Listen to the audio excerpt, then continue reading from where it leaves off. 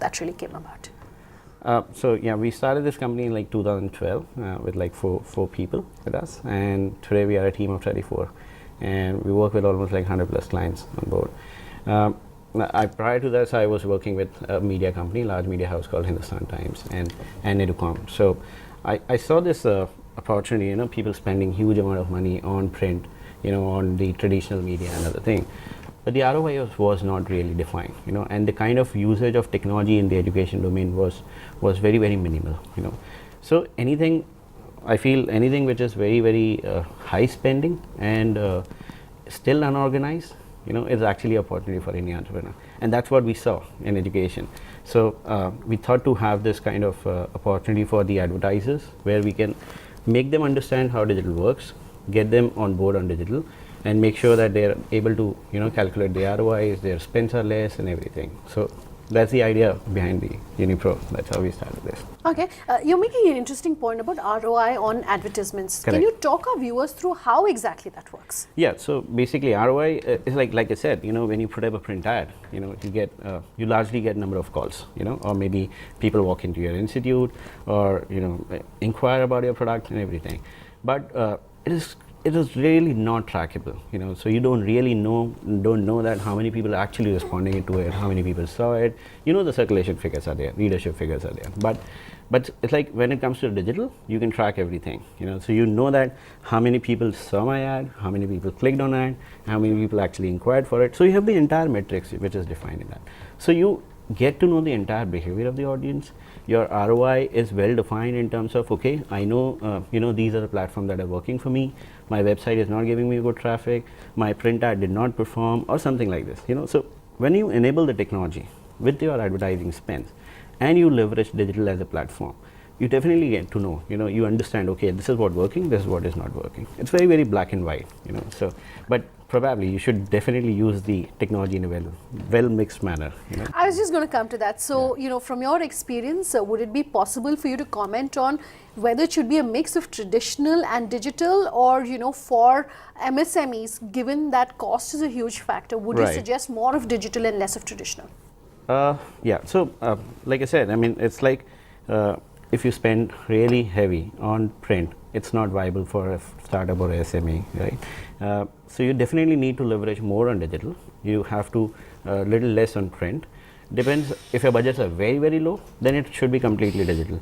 So digital will always be economical, will always give you high ROI as compared to the traditional media. But traditional media has their own advantage in terms of bringing the credibility on board. People see it, large amount of audience seeing it, so all this stuff.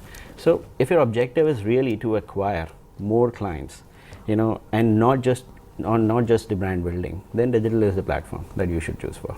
Okay, yeah. So before we talk specifically about digital in the field of education, right, and how education has really been changing, can you tell us, the top maybe one or two things which will definitely work because of technology? I'm trying to understand what the benefits of using technology for MSMEs and startups. From your experience, the top one or two things. So the first thing is they should have a complete CRM, which will help you to get the leads at one place, distribute the leads to a different place.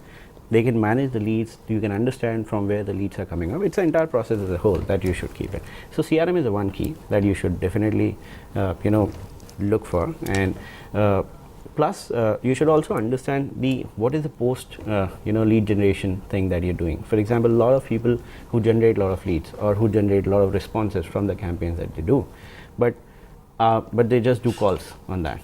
Are you doing anything apart from the calls? Yeah. So it's like, are you showing them the YouTube video ads? Are you engaging them on social media platforms? The existing amount of people who have already inquired about your product. So those are the things that needs to be taken care of. Yeah. Okay, fair enough. Let's talk about how the education space has changed and how technology is disrupting the education space in India. Right. Yeah, that's like... It's a broad-based topic, but from your experience, what have you seen? And you've clearly identified that need, or where you can fit in your solution. Sure. So what has that been like? So education, I mean, it's like adapting digital into education is like an ecosystem change in itself. So when we started this company, I found it very difficult to convince people that, look, this is why digital. That was a stage when we talked about why digital, you should do this because this is what the data is showing and all that stuff. So it takes time, but people are gradually understanding it, but the growth rate is very high. It's like changing very rapidly nowadays, and that's where the growth point is. We saw the growth threefolds going every year, 100% plus we are growing, and people are understanding gradually that youth is online. So and their audience is online, so they have to be online.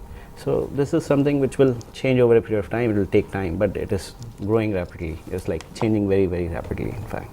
You were talking about reaching out to your audience, which is comprised entirely or mostly, I presume, of young adults. Correct. And this is a generation which is always 2 steps ahead of any new technology which is being introduced. So when you're talking to a target audience that's so digitally and technologically aware, how do you change your communication to be able to deal with them at a level that they understand you? The youth, when they see the online ads, they are really not very keen on reading the entire information.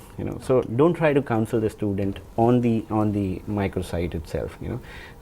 Always give a small information onto it and let them read about it and let them reach to you, and then you can actually do that. So understanding the audience behavior and your communication strategy should be accordingly is actually a very, very important key to make your campaign successful. We were talking earlier about what are the 1 or 2 things that you would say are the benefits really of using digital for any business.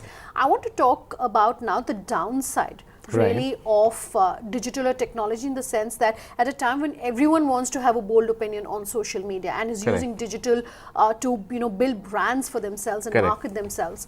How do you contain the downside? How do you ensure that you're creating a unique position for yourself, you're standing out from the clutter, and at the same time you're not in some sense going overboard and creating a negative image? So if you talk about Unipro as a specific, I mean, I would say downside is something, when everybody says you use digital as a platform, so excessive use of digital platform, delivering X number of quantity of inquiries or responses to them, sometimes becomes unmanageable for the client. So plus the quality also sometimes an issue.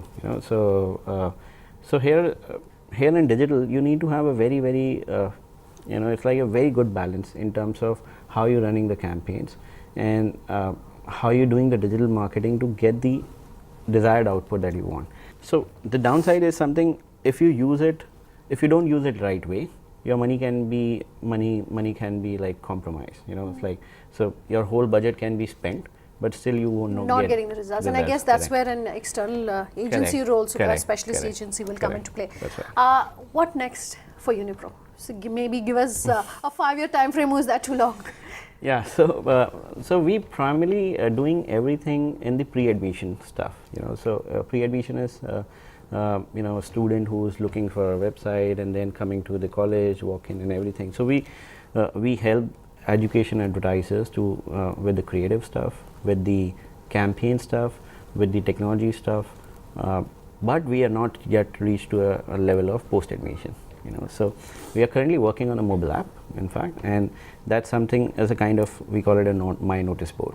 So that's something which is for the students who are already studying in the college, and they are getting benefit of it. So they can see all the notifications, and we can talk about them. So my primary objective is in next stage, I would love to see something from Unipro side in the post-admission thing, and that's what we are working on right now. Okay, so one final question, if you can talk to your fellow entrepreneurs who are in the education space and using technology or digital in some form. Right. One piece of advice that you have received in your entrepreneurial journey, and what therefore will be the lesson that you want to leave them with? Okay, so education is a very, very it's a field which belongs to the academicians, right? So one thing is for sure, you need to be very, very true, very honest, and you need to be a person who can work like an advisor. And if you try to sell